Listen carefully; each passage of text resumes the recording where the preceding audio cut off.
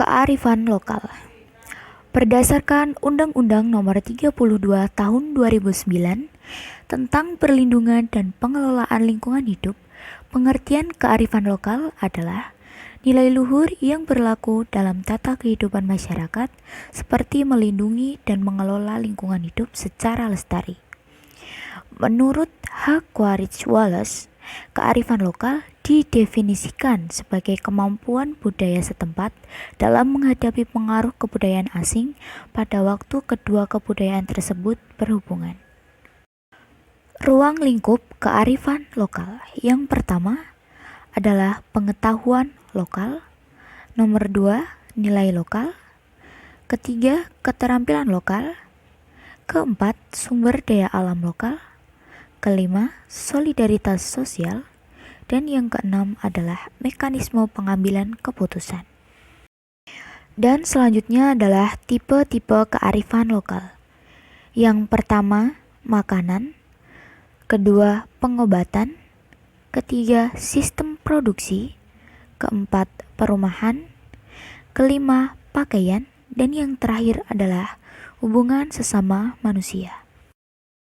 Yang selanjutnya, fungsi kearifan lokal. 1.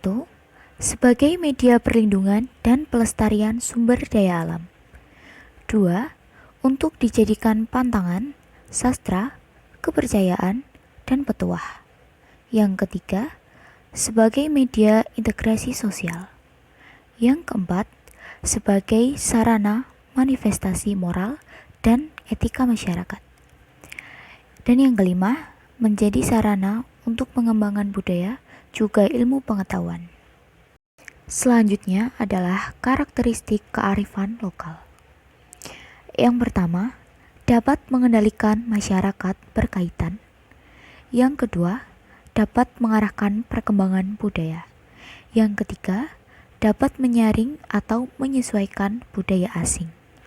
Yang keempat, dapat menyatukan atau mengintegrasikan budaya lokal dengan budaya asing. Yang kelima, bentuk pertahanan dari pengaruh budaya asing. Kearifan lokal yang berwujud nyata atau tangible. Wujud nyata kearifan lokal antara lain.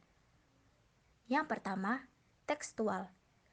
Sejumlah jenis kearifan lokal tekstual meliputi sistem nilai, tata cara, ketentuan khusus yang dirangkum dalam tulisan yang dapat ditemukan dalam prasi, atau budaya menulis di atas daun lontar, kalender, dan kitab tradisional primbon.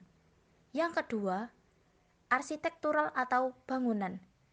Yang ketiga, karya seni berupa benda cagar alam atau tradisional seperti batik, keris. Kearifan lokal yang tidak berwujud atau intangible. Kearifan lokal yang tidak berwujud seperti petuah yang disampaikan secara oral dan turun-temurun, yang dapat berupa kidung dan nyanyian dengan kandungan nilai ajaran tradisional. Lewat petuah dan bentuk intangible lainnya, nilai sosial disampaikan secara verbal atau oral dari generasi ke generasi.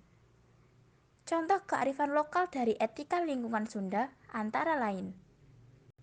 Yang pertama, kudu inget kabali geusan ngajadi. Artinya, manusia bagian dari alam, harus mencintai alam, tidak terpisahkan dari alam.